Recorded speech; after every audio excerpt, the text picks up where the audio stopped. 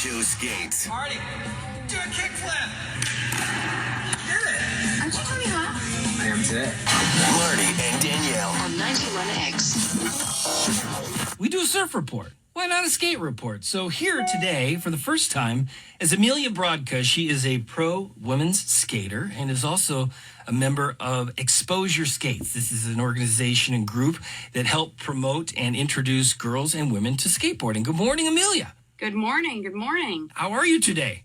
You know, unfortunately, I've come to you with some sobering news from the world's vert skateboarding capital, the city of Vista. Oh, yes, that's where you live. That's where you skate. That's where you get your stoke. That's right. I personally love Vista, and it comes with a plethora of vert ramps. But unfortunately, the Vista City Council unanimously agreed that skateboard ramps higher than 6 feet tall in residential zones will require a permit with a $3,400 price tag.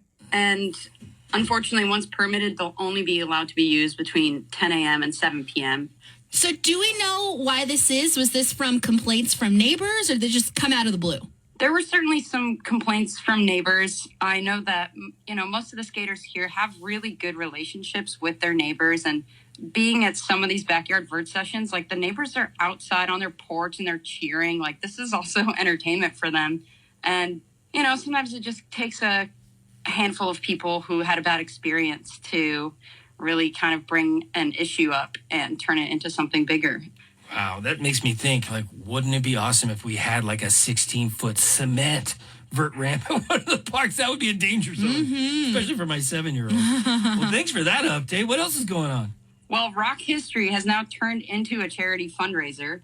Back in 1985, Kurt Cobain hand-painted a Jeff Phillips Sims board with artwork from Iron Maiden's album Killers. And Tony Hawk acquired the board in an auction, and now he's selling replicas to benefit both the Jed Foundation and the Skate Park Project in order to provide resources for those struggling with mental health and to create more public skate parks in underserved areas. Kind of in honor of Kurt Cobain, with the mental health there. Yeah, I tell you, Tony Hawk, that dude is just awesome with everything he does. Yeah, I think I saw this skateboard. It's Eddie from the infamous album cover, Killers.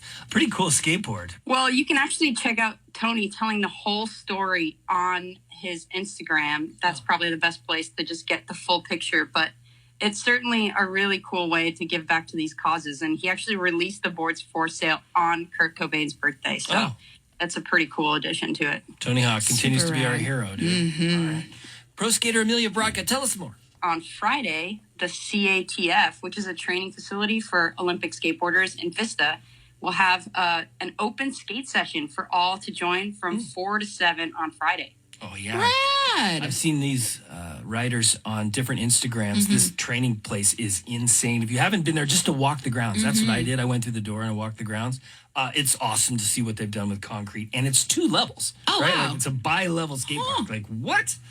They had to basically build a park course from the ground up. So they have a park course up top and a street course at the bottom. And they're both, competition style courses, but they have something for everyone. I personally love the 9.5-foot deep end with pool coping. It leads you in a huge 11-foot bank, quarter pipes, flat bars, Euro gaps. So basically, if you're itching to escape the rain, don't feel intimidated to join, because the CATF, I feel like, has something for everybody to skate. Amelia, tell them about Exposure Skate.